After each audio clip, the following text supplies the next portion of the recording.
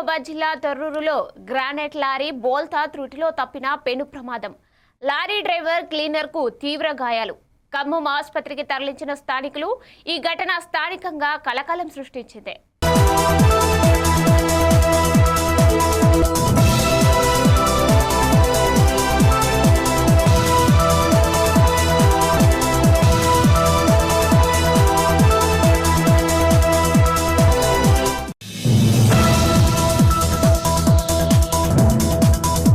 మహబూబాబాద్ జిల్లా తొర్రూరు పట్టణ కేంద్రంలోని బస్టాండ్ వద్ద ఒక గ్రానైట్ లారీ బోల్తా పడింది. ఈ ప్రమాదంలో ఎలాంటి పెను ప్రమాదం జరగకపోవడంతో స్థానికులు ఊపిరి పీల్చుకున్నారు. అయితే లారీ డ్రైవర్, క్లీనర్ ఇద్దరు తీవ్రంగా గాయపడ్డారు.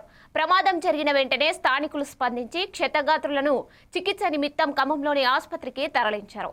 ఈ ఘటన స్థానికంగా కలకలం సృష్టించింది.